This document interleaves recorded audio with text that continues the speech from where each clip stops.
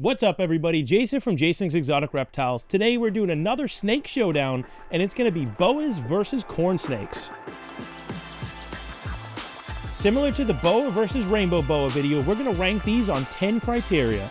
These criteria are size, temperament, enclosure size/type, care and husbandry, feeding, natural beauty, morphs, cost, ease of breeding, and ability to create a new market. With that out of the way, let's talk about size. Now this one is going to be up to you. This is about a full-grown male corn snake. They may get a little bit larger, but corn snakes are clearly in a really good size range for a lot of people. Now boas are going to obviously get much bigger. We're going to show this guy a little love since you've seen enough boas on my channel, but not enough corn snakes. So I think you know how big a boa is going to grow, but really good manageable size for a lot of people, actually most people. So for size, this is going to be really hard because it's going to be up to you of what do you want. Do you want a large constrictor or a more manageable small constrictor? So for size, we have to do a tie and give a check mark to both of them. The next one is going to be temperament. Now temperament is another hard one. I had to struggle with this because I want to give them both a tie, but I think it's going to be hard to do that, and I want to explain why. So corn snakes, this is a super docile snake. If this thing bites you, you probably won't even feel it. Boas, on the other hand, are usually pretty docile, but if they bite you, you're going to know. You're going to see it, you're going to feel it, and you're going to want it to not happen again. Now, I never want to get bit by any snakes, but if I were to get bit by one, it would definitely be a corn snake. Why I struggle with this one is because they're both docile animals. They can both be great with temperament, but it was hard to tie this one. I wanted to tie it. Ultimately, I have to give this one to boas, and let me explain why. Although that corn snakes are super docile and friendly, the boas have to take the win here because baby corn snakes are also very nippy and flighty. Boas are not going to fly to your hands and squirm around as babies, and baby corn snakes do bite. They bite a lot. You just don't feel it. So this one had to go to boas. Enclosure size and type. This is another challenging one because they both have something really good about them. Now, in terms of size, you have to give that one to a corn snake. They can be kept in a much smaller enclosure, or give them that really large enclosure and let them enjoy the space. Boas are clearly larger snakes and they need a larger enclosure. However, I think you can get really cool looking enclosures for a boa. You can do more naturalistic, you can go bioactive. You can do the same thing for a corn snake, but I think a boa is a little more tropical. You can get more creative, use some really cool stuff. Although if you're going to do that, the size of the enclosure needs to be larger.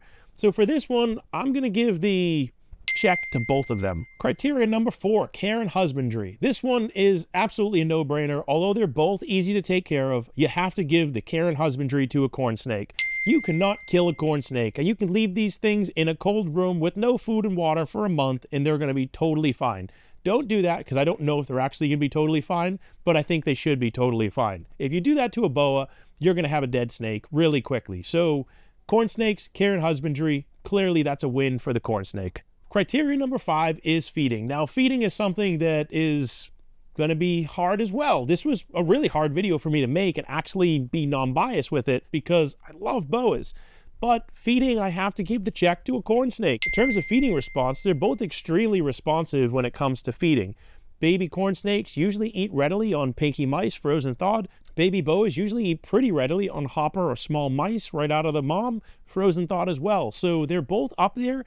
Why I have to give this win to a corn snake is because the overall long-term feeding is going to be much less expensive and easier to manage. So if I want to get a month or 2 months worth of rodents in my freezer, for a boa, it's going to take up a sizable amount. If I'm going to do it for a corn snake, I can put them in the corner of the freezer in a tiny little bag the size of an ice cream pop. It's really easy to keep these and it's much less expensive feeding them. So I have to give feeding to the corn snake. Criteria number 6, natural beauty. Now, this is where Chester's feelings are going to get hurt. Although he is a beautiful animal, he is a morph, he's a ghost corn snake or anathoristic hypomelanistic corn snake, I have to give natural beauty to the boa. Now, I think boas are clearly just a better looking natural animal. This is subjective, so don't get me wrong. Let me know in the comments if you agree or disagree. However, comment in the Brazilian rainbow boa versus boa video. A lot of people were saying, oh, well, this morph is better than that morph. I'm not talking about morphs. We're talking this animal in its natural, normal state. I'm going to say boas are better looking, hands down. So we're going to give this check to boas. Criteria number 7, morphs. Now I struggle with this one as well because they both have some really cool morphs. However, I had to give this one to the corn snake again because there's so many different morphs of corn snakes. You can get this animal in a ton of different colors, all kinds of combinations, and their morphs have progressed so much further than boas have. There are a lot of recessive morphs with corn snakes, a lot more recessive morphs than with boas, but overall across the spectrum, you get way more morphs with corn snakes than you do with boas. Criteria number 8, cost. This one was also a no-brainer and a win for corn snakes. Corn snakes are by far way cheaper in cost, not just the initial animal or the morphs, but the care, keeping, caging. Everything is way less expensive with corn snakes than they are with boas, so I have to give cost to a corn snake. Ease of breeding. This one may be subjective. You guys let me know, but I find both of them easy to breed. So this was kind of like, which one do I give it to? Overall, for me, I think that the boas are easier to breed, so I had to give this one to boas. Although corn snakes are also very easy to breed, there's a little bit of a bermation hibernation phase that you have to go through to be really successful with them. They do double clutch, which is super cool, but I just don't need to do that with my boas. My boas keep them constant temperature, and that's why I had to give the check to the boas. The final criteria is the ability to create a new market. Now, for you breeders in the house, this is probably what matters.